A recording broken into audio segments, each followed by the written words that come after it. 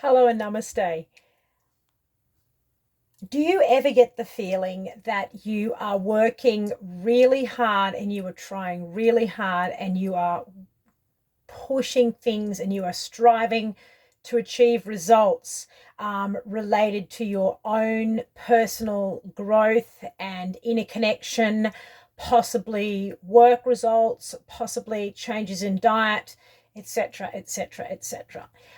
I had a comment today on a Facebook post about fridge free living. It was about, wow, something that happened to us a while ago. Our fridge broke down. It's all cool because we know how to live without a fridge because we lived without a fridge for 7 years. And so, but it is lovely and convenient to have a fridge. Anyway, this person said, that's amazing. And wow, how do you do that? Do you have an ebook, whatever? Do you do that in your mentoring sessions? And I said, yes, this is something that, we could look at in mentoring sessions, but it got me thinking, sometimes we might want to go from a place in our life to, another place in our life, and we're sort of here and we want to go to here, or we want to do these massive jumps. And that's not the way it happens. And I'm going to explain to you now why that's not the way it happens. So when I first stopped eating animal products, was a very long time ago. I was about 16, so that's about, can you believe it, about 30 years ago. So at about 30 years ago, I stopped eating animal products, and that wasn't a so much as a conscious choice. It wasn't a conscious choice. It was just an inner guidance, an inner feeling that it just wasn't the right thing to do anymore. So I just didn't do it.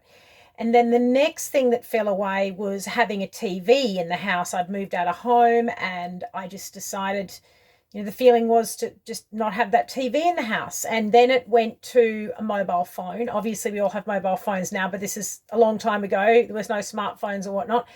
And so I was basically uncontactable apart from the landline.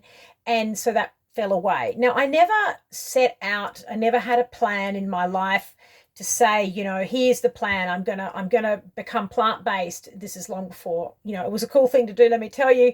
So, I'm going to give that up, and I'm going to give TV up, and I'm going to give this up, and I'm going to give up, and I'm going to achieve this result. I'm going to be this person. I'm going to have this life down the track. It didn't happen like that.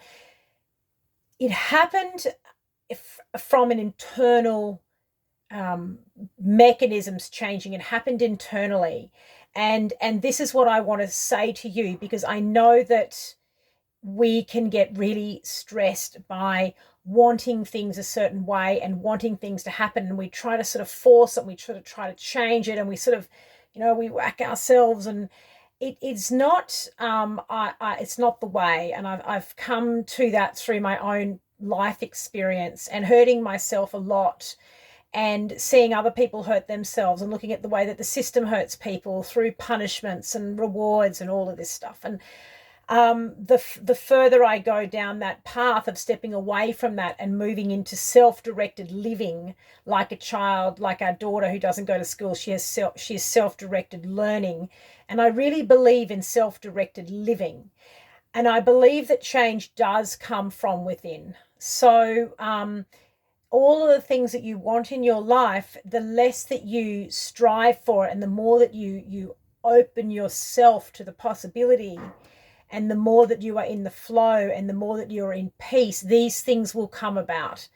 Now, this is the thing. I'm not saying that your desires will be met, because it may not be the right time in your life that you've chosen, because you've chosen it. You have a desire and it doesn't come about.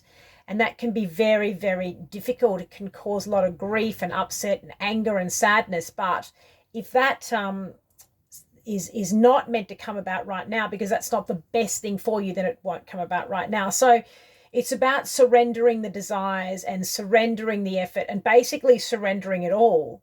And the more that you're at peace, this guidance from within and the feelings within will just slowly percolate and come out.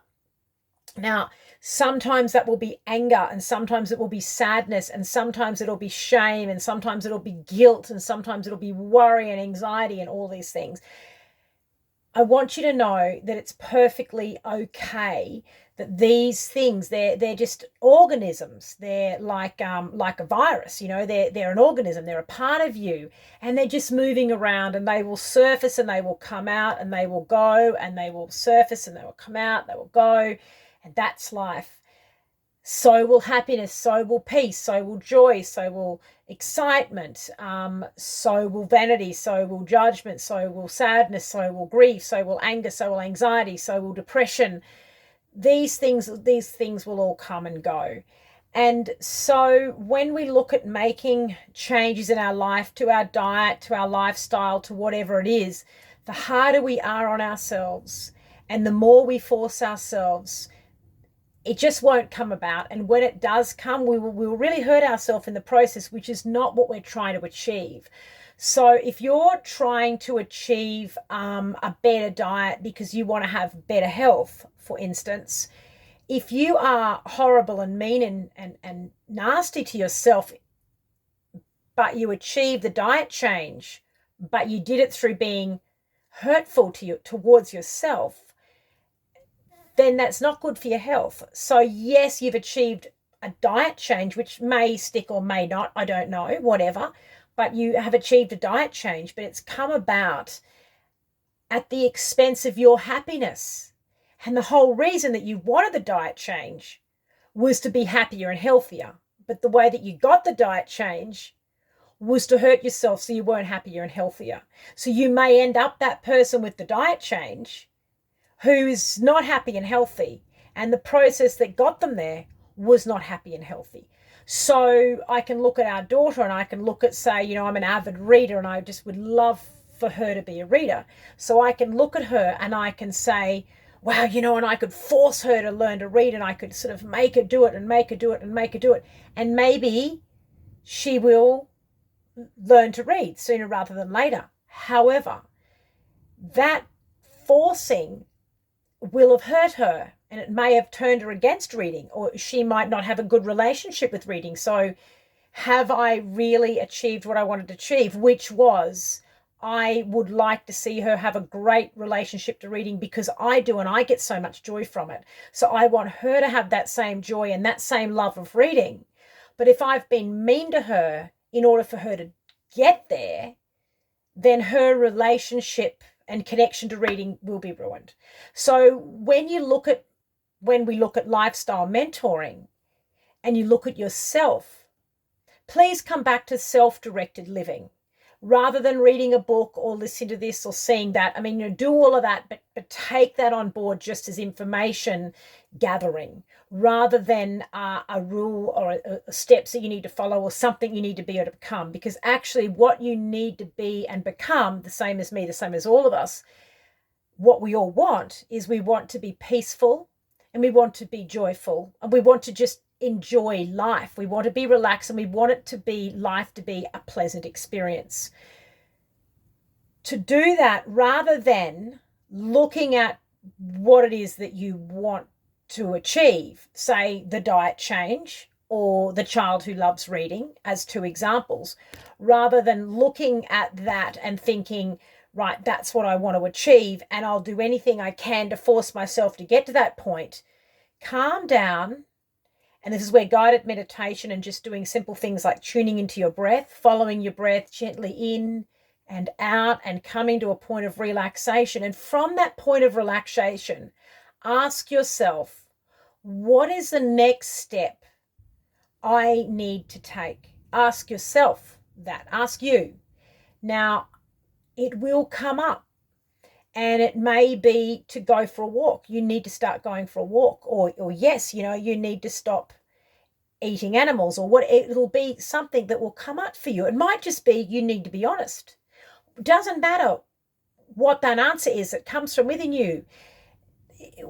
We will all have different answers to that question. But, ask yourself, what do I need to do now? And the answer will come, and just do that.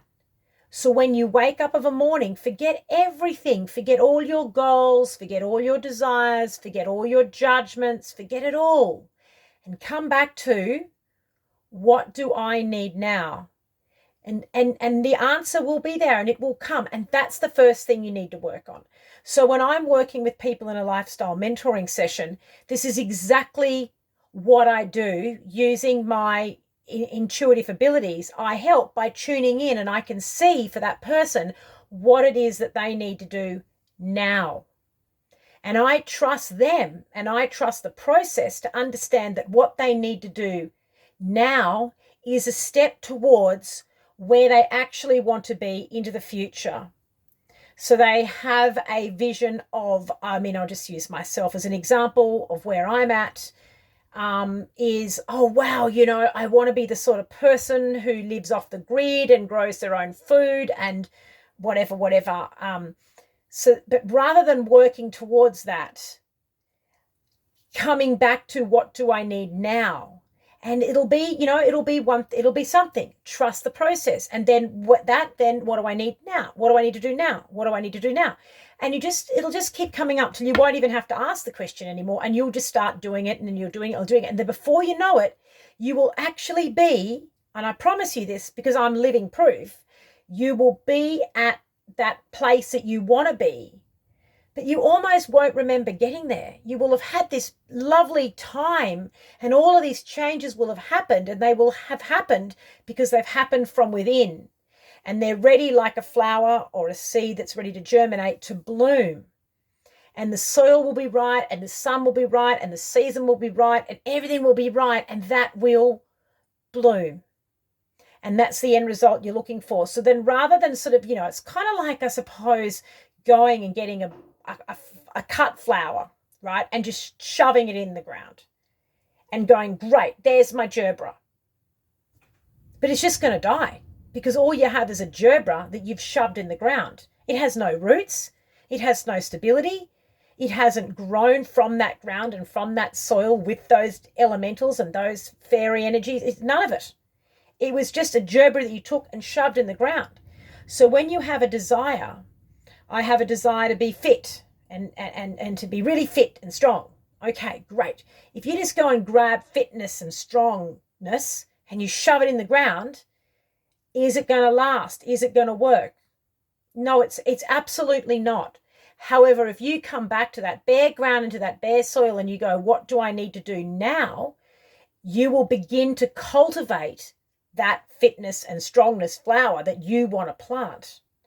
So coming right back to your breath, to surrender, to allowing, and to trusting the process.